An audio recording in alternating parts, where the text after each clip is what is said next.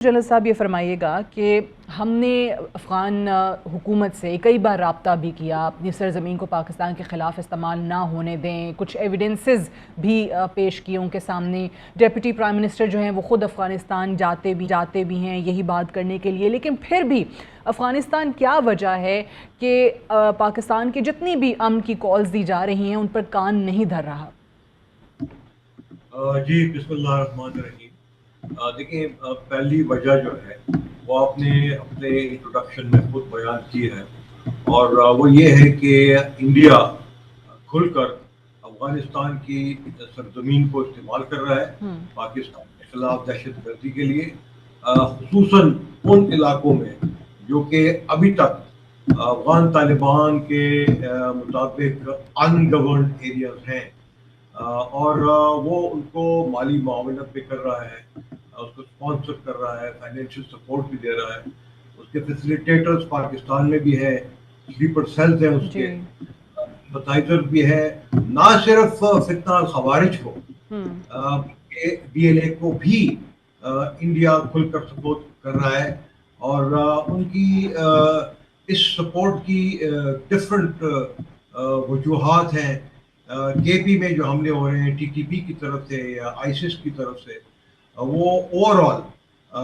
کے پی میں جو کہ فرنٹ لائن ایک اسٹیٹ ہے، پنجاب میں اور دوسرے علاقوں میں دہشت پھیلا رہا ہے، پاکستان میں انسٹیبلٹی پھیلا رہا ہے، اور اس کی کوشش یہ ہے کہ پاکستان اس وقت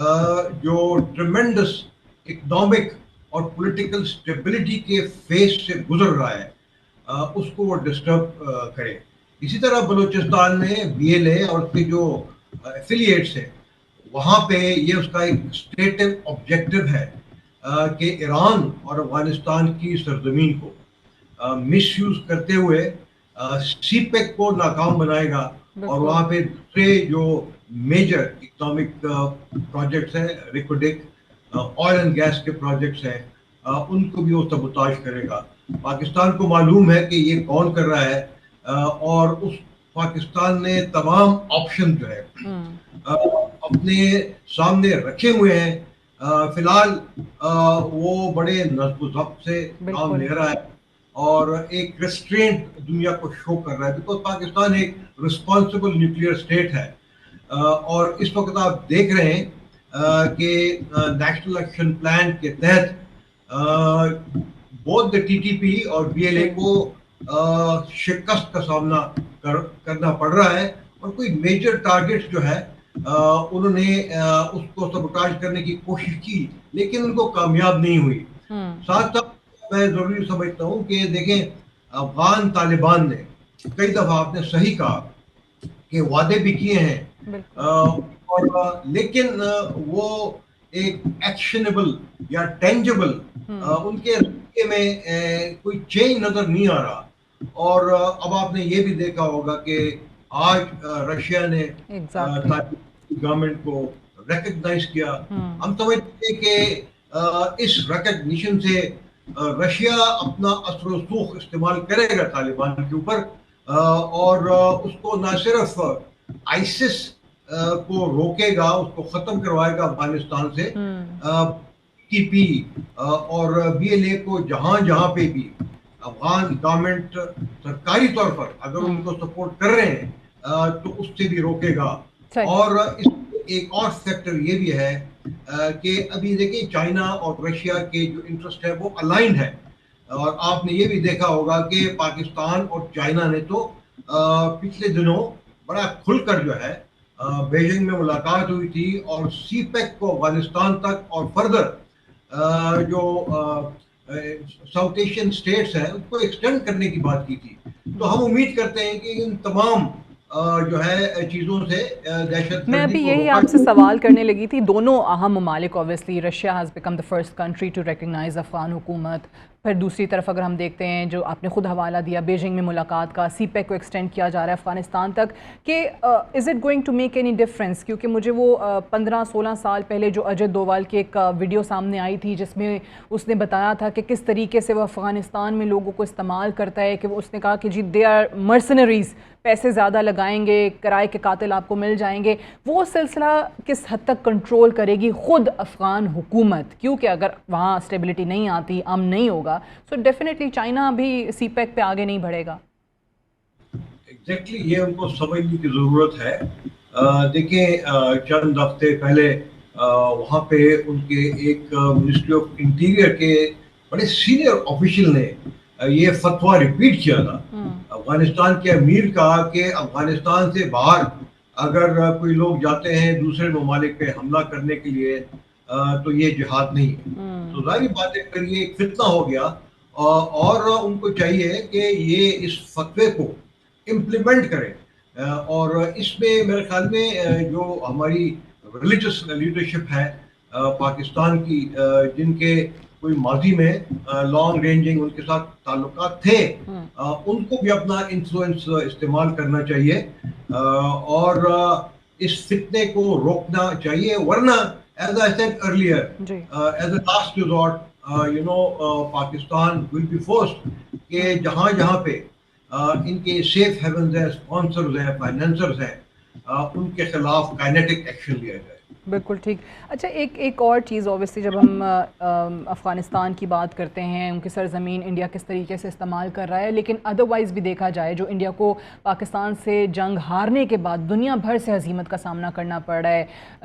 برکس کی بات کر لیں، وہاں پہ اوبیسلی چائنا اور رشیا ان کے زیر اثر جتنی بھی تنظیم ایس سی او ہو، برکس ہو، وہاں وہ چاہتے ہیں کہ انڈیا جو ہے وہ دوری اختیار کر لے، انڈیا کو نکالنے کی بھی وہاں سے کوشش ہو رہی ہے. کیا پاکستان کے خلاف کون سے نئے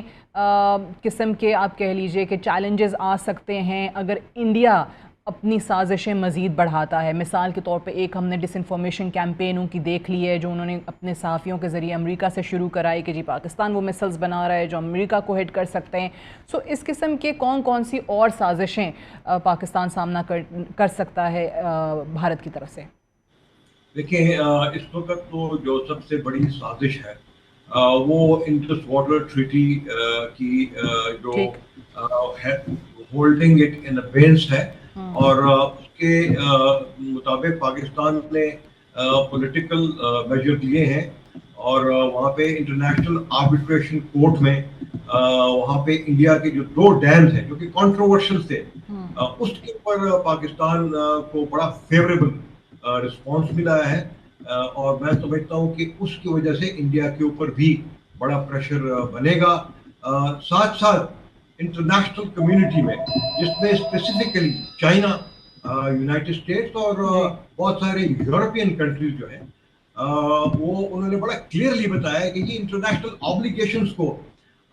اگر وہ وائلیٹ کرے گا تو انڈیا، جس طرح آپ نے اپنے انٹرویو بھی کہا کہ ساری دنیا اس کو ایک روک اسٹیٹ کہے گی، سمجھے گی.